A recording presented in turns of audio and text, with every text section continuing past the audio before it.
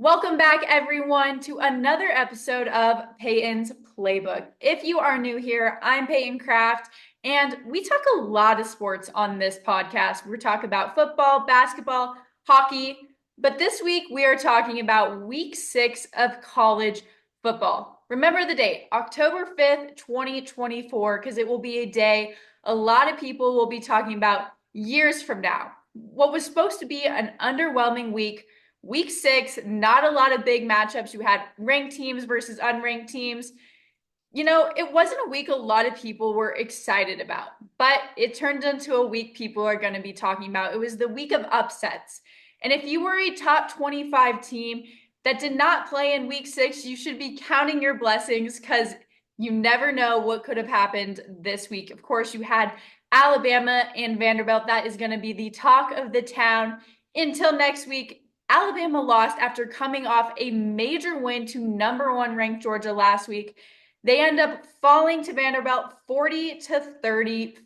It was in Vanderbilt's home stadium, so the crowd, of course, rushed the field. They were fined $100,000 for that. They took the field goal post down. And of course, students, being students, walked those posts all the way down 3 miles to the river. In fact, I saw something just recently. People are selling stuff from that game. So like the field goal, like parts of it, the post, they're selling on, I think it's eBay or something, for a lot of money.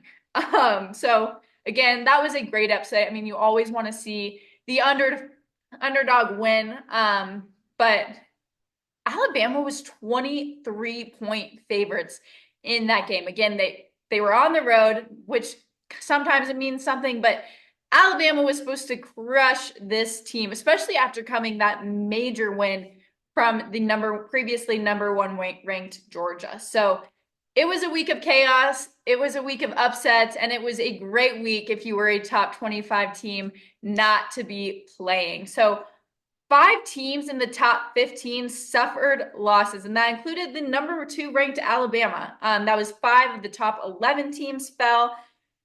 Last time Vanderbilt, just think about this. Last time Vanderbilt beat Alabama was 1984. And here's some things for you. Joel Klatt was 2 years old. The average price of gas, which can we please go back to this, was $1.20 a gallon. Ghostbusters was the top movie, and Ronald Reagan was president. I mean, just think the fact Joel Klatt was 2 years old. Last time Vanderbilt beat Alabama, it was a significant win by Vanderbilt. Vandy was 0-60 against top 5 teams. When they played against them, they were 0-60. Again, you had Bama coming off this major win to Georgia. They now drop to 7. So in the AP top 25 rankings, Alabama is now at 7. So it was a great win by Vanderbilt. They led 20-7 in the first half. So it was already a game from the beginning that Alabama just did not look like themselves. And then Vandy continued to keep pressing and eventually won that game at home.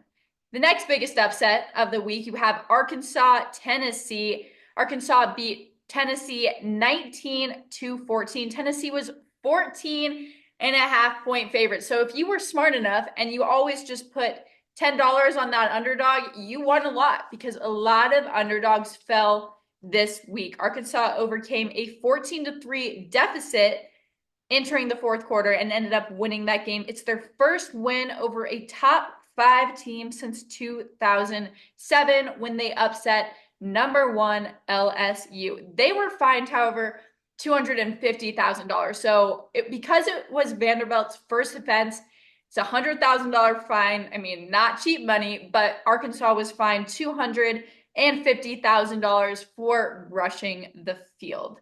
Again, Arkansas won that 19-14. Then as we kind of go through the upsets of week 6, you have Minnesota, USC. Minnesota won that game 24-17. USC was 9-point favorites.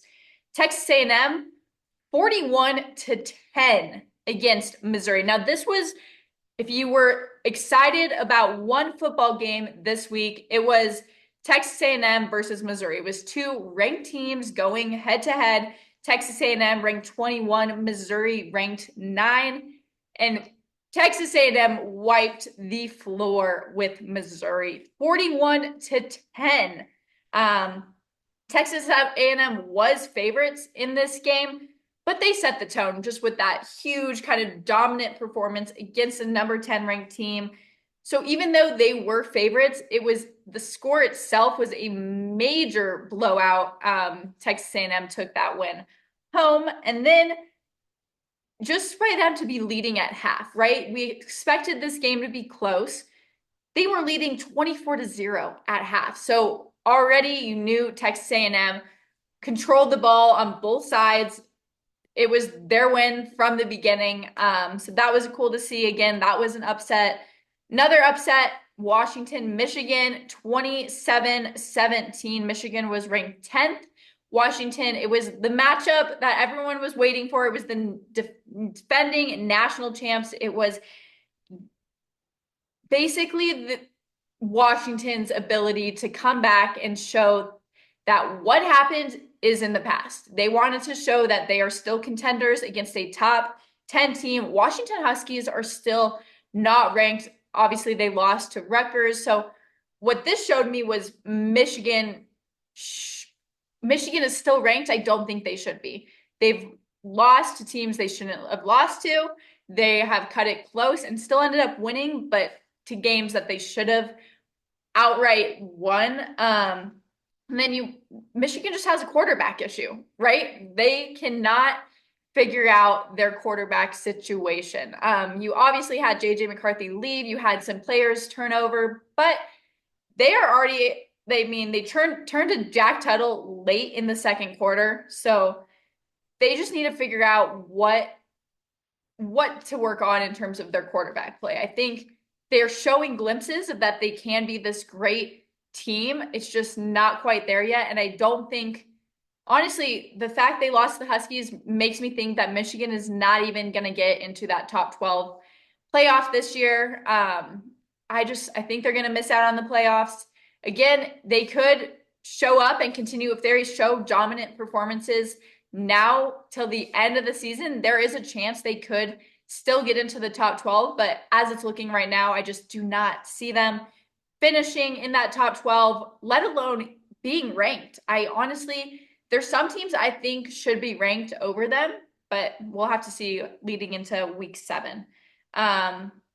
Its win by the Huskies also marked the 18th straight win in Husky Stadium. It's the second longest streak in their program history, with that be over Michigan.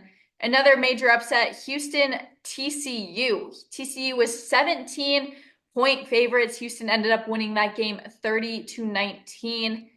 And then the last game of the week, you had Miami versus Cal. And from the beginning to the last probably 5 minutes of the game, you thought Cal was going to win.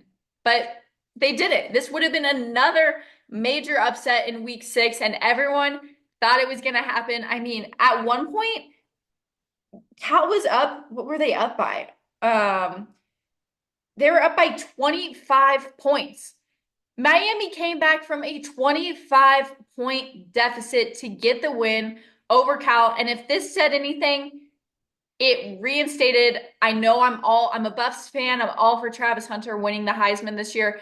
But the quarterback for Miami, Cam Ward, that was his statement game to come back down 25 points at one point. It's the largest comeback by an FBS team this season, and win the game 39-38. I mean, Cam Ward, to me, is showing he deserves the Heisman.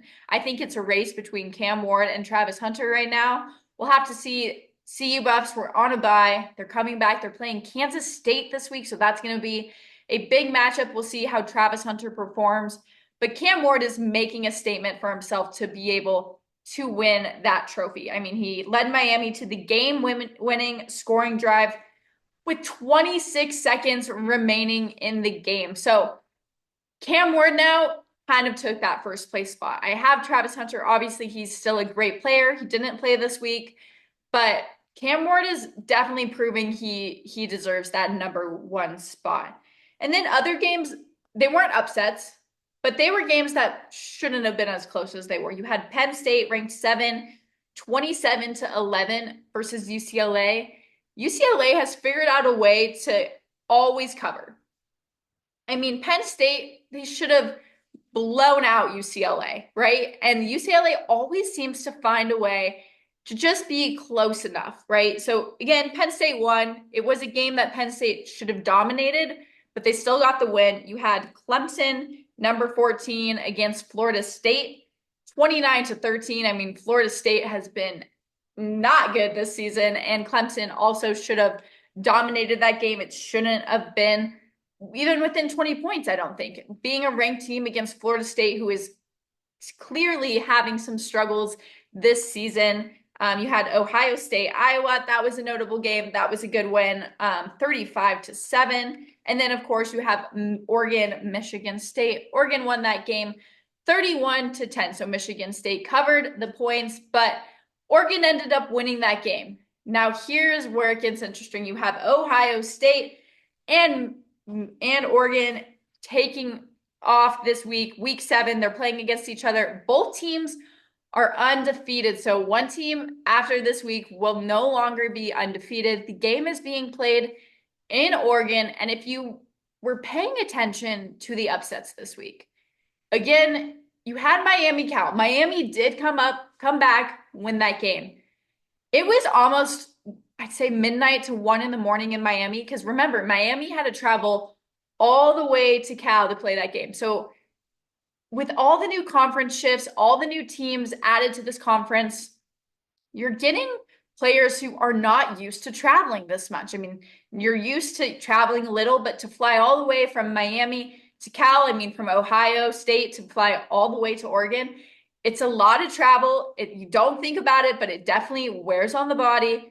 I have Oregon winning this game for the sole purpose of Ohio State needing to travel. Now, if it was flipped, I'd have Ohio State winning all the way.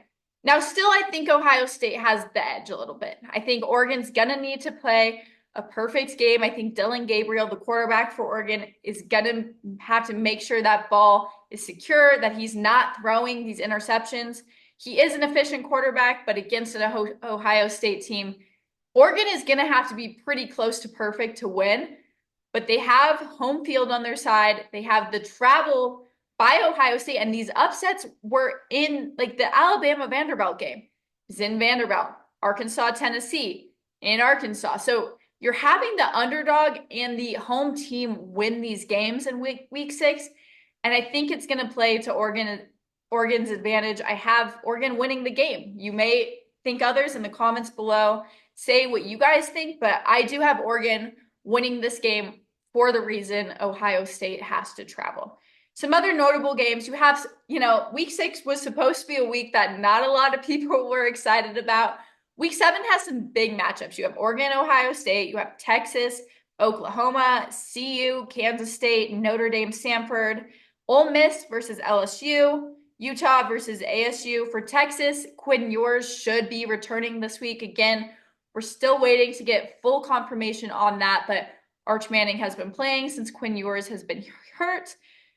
It supposedly said Quinn Ewers should be returning this week against Oklahoma, who is ranked 18th, and be back. And we're going to see kind of how he's looking. It's Arch Manning stepped up when he needed to, but now Quinn Ewers needs to come back, prove he is QB1 still, and get that win. Texas is now ranked 1 after all the upsets this week. So those are some big games.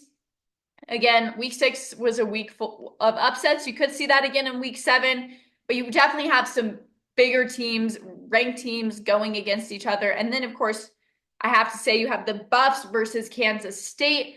Both these teams are 4-1 in the Big 12. BYU is sitting at first in the Big 12, but whoever wins this game against CU and Kansas State is definitely going to have a word to say about being number 2. So we'll have to see how that game goes. That's an 8:15 kickoff on ESPN. So late kickoff, especially if you're on the East Coast, but that will be a must-watch game, I believe, especially with both these teams being 4-1. Kansas State is ranked, CU is not. But both teams are coming off a bye, so they should be well rested And we're just going to have to see how that plays out. Again, I'm rooting for the Buffs on that one. I'm rooting for Coach Prime and Peggy. But week 7 should be a great week of college football. Let me know in the comments down below your predictions, what game you guys are excited to watch. And if you don't know what you're excited to watch, make your prediction on that Ohio State-Oregon game. Again, both teams undefeated heading into this game in Oregon. That should be a good matchup. But other than that, that was week 6 for you. It was a lot of upsets, a lot of chaos, lots of teams you didn't expect to win, lots of fines, rushing the field. But that is college football for you. That is the fun of college football. This is why I do this playbook for you guys, just to keep you updated on what is happening. And we'll be sure to be back here next week for week 7 recap. But until then, hit that subscribe button. Be sure you follow, comment, share, and I will see you next time on Peyton's Playbook.